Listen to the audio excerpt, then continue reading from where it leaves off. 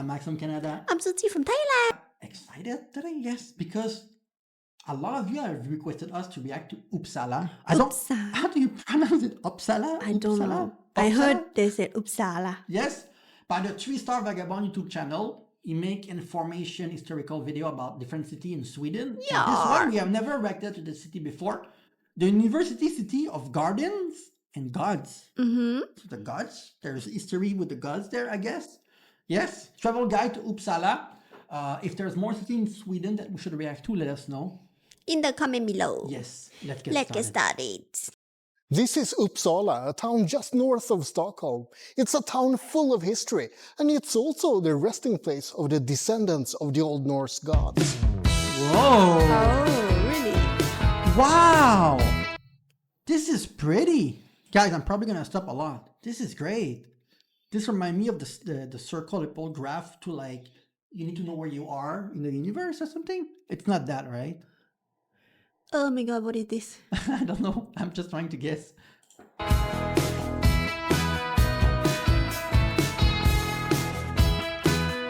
Oh, wow. Damn, so big. Yeah, this is huge and it looked nice. Wow. Oh, a cathedral? Uppsala is a vibrant student town with a rich cultural life. Oh. The University of Uppsala is famous worldwide, and it's the oldest university in the Nordics. The university was founded in 1477, and during the Great Power Era in the 16 and 1700s, the town of Uppsala was considered one of the top places in Europe for higher education. But the history Oh, of wait, so what we just saw was the university that looked like a cathedral. Oh, I thought it was a cathedral. Okay, but maybe it is historically, right? It was so old that it doesn't look like a university. Yeah. When you look at it, but it's nice. one of the top places in Europe for higher education. But the history of Uppsala starts much earlier than that. In the Middle Ages, there were two towns close to each other, Uppsala and Östra Aros, Eastern Aros. The place where we are right now was called Aros, but people specified Hold the on! words. The place Look at this building shape behind. It's like, it go like this and it turn around like this. Like a puzzle. Oh, The orange building behind. they look the same. Yeah, but the shape looked like a farm almost or something. Like it's like a cylinder shape or something. where we are right now was called Aros, but people specified the location by adding Eastern in front of the name. That's because to the southwest of here, there was another town called Western Aros, which later became the town of Western. Oh! Damn, is that the flower?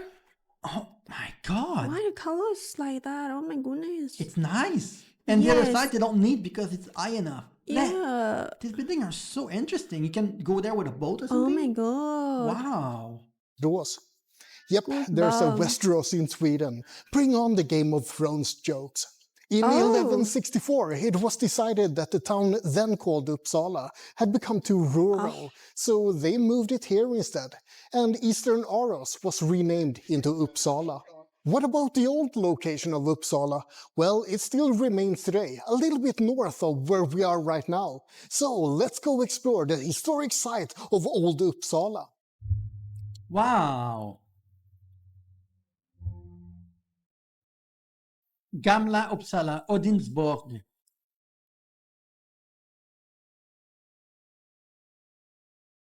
Thousands of years ago, this whole area was covered with ice, but the ice age ended roughly 11,000. Covered with ice. Yeah. I mean, it's hard to imagine, but we have to trust the science. 500 years ago, and this place started to be settled. That's not that long ago, 11,500 years ago in the history. In the And it was Vendel Age, cold. roughly 550 AD, That's not a lot, 11,500. Okay, it's not a lot. The human will live for much more than this. Yeah, still, I probably born 100 times already. Actually, way more than... no, way more than this. up until when the Viking Age started in 800 AD. That real? Uppsala became a center for trade, and wealth was accumulated here. During that time, the royal mounds of Uppsala were raised.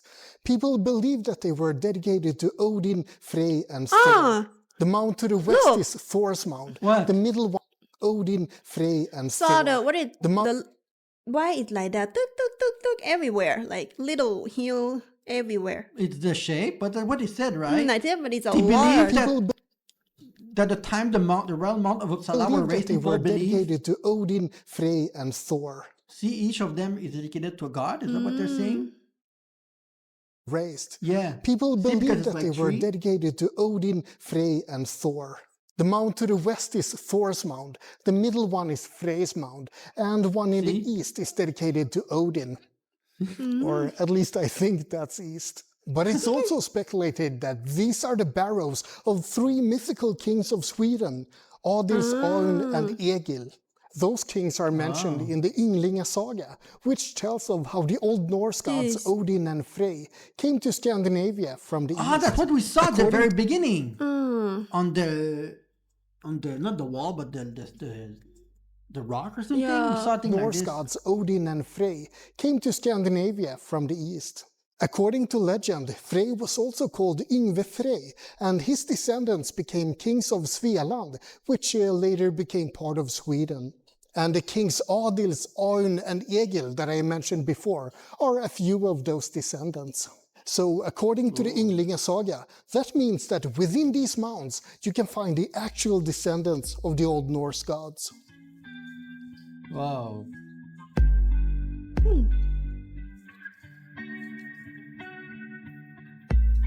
It's an interesting shape.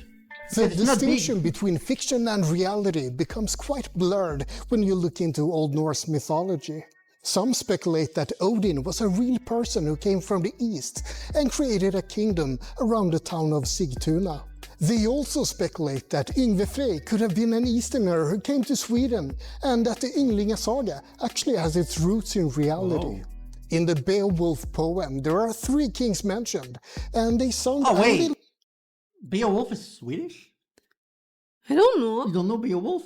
Like with Angelina Jolie, she played like the Beowulf in the person in the water thing, and then there's the maybe it is Swedish. It makes sense given the story. Oh, you don't know the Legend of Beowulf? I know. I think I have heard about it. It was a movie when I was younger, and then they made a remake of it. Ah. It makes sense given the topic. Beowulf is the wolf that turned to be human.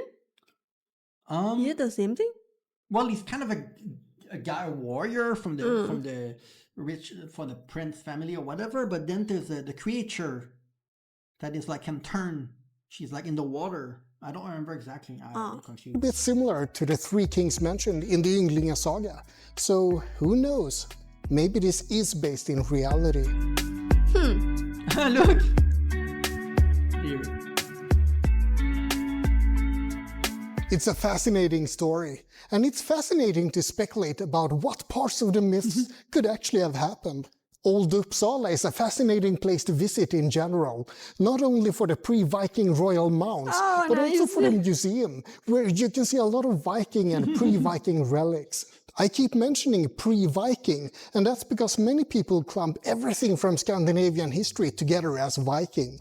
But keep in mind that the Viking Age only lasted between 700 or 800 AD up until 1066 AD. Wow. But enough of old Uppsala. Let's go back to Uppsala town. There's more to see over there.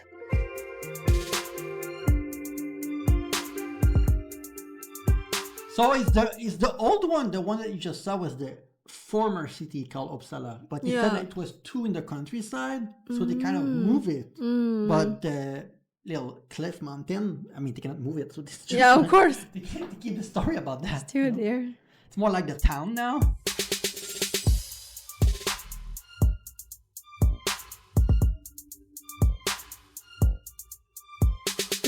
Uppsala Cathedral is Scandinavia's biggest church, and it's the resting place of Gustav Vasa, the king who created the modern Sweden. It Wait, that's also the contains church. the relics of Saint Not the Eric, university. a king of Sweden who was made so into a confused. saint after he was struck down by the Danes in 1160. There was actually a whole cult surrounding Saint Eric, and the exact position where he was struck down is just around the corner from this church. Whoa.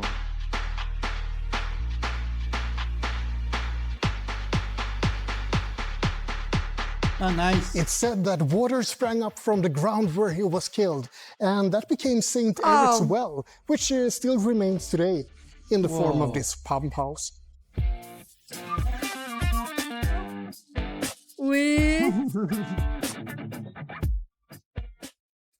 I hope that's potable water.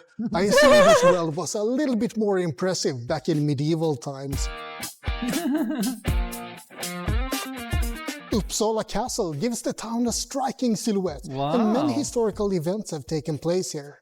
The decision to have Sweden join the 30 Years' War in the 1600s took place here, for example. However, there was a great fire in Uppsala in 1702, and the original castle was damaged.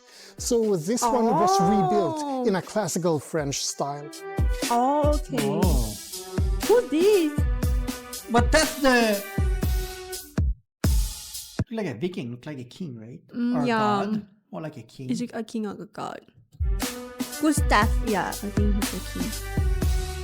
Are you five, Gustav? I think so. Oh. This is the Uppsala University campus, but it's summer right now, so it's completely dead. Except for a seagull who keeps attacking me and screaming at me. What have I done? What have I ever done to you? Uppsala University is Scandinavia's oldest university. It was founded in 1477, and it's listed among the top 100 universities in the world. Especially in pharmacology, where it's in place 37. Many famous Swedish people have studied here. For example, Anders Celsius, whom the Celsius temperature scale is named after, and Niklas Zennström, who founded Skype. It's also featured in the Girl with the Dragon Tattoo book, but I'm gonna talk a little bit extra about one person in particular.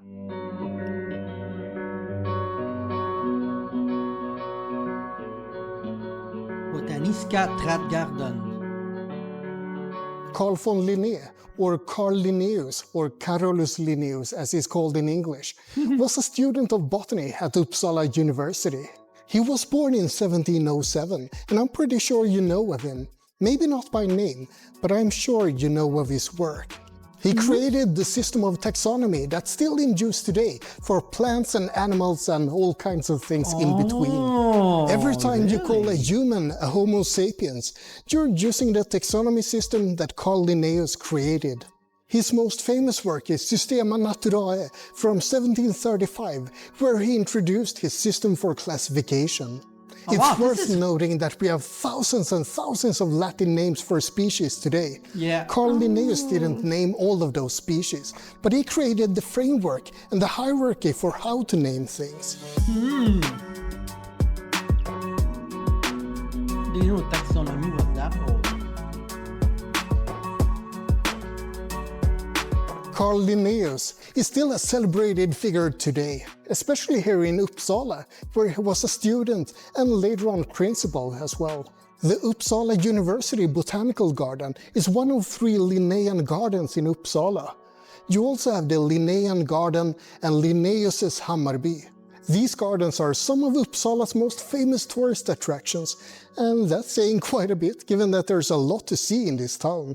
The University Botanical Garden is especially worth mentioning since it's actually Sweden's oldest botanical garden.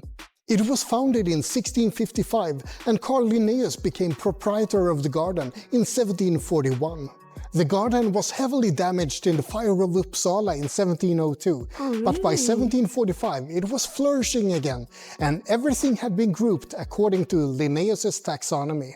The Linnaeus Garden today is actually intended to be a replica of that original garden from 1745. Regardless of whether or not you're interested in all of that taxonomy stuff and Carl Linnaeus, it's still a magnificent place to visit. There you have it. That was a quick look at Uppsala, famous for its university, its botanical gardens, and for being the resting place of the descendants of the Old Norse gods. I hope you enjoyed it. Like and subscribe. It's interesting when the city are old, so you can see like a lot of history, right? Yeah, a lot of story too. It's really nice, and it probably summer, right? That why the flower not really a lot of them. Yeah. No, it's very interesting. Very interesting. So if there's more suggestion, more Swedish city that we can react to, because each city have kind of a different vibe to it, and I think the more that we react to different city, the more that we be able to understand the vibe of each like area of Sweden. That each area is very, very different. Like this look nothing like Stockholm, just the vibe of it. It's really, really different. It's really relaxed. True. Right? So thank you for watching, everyone, and see you very soon.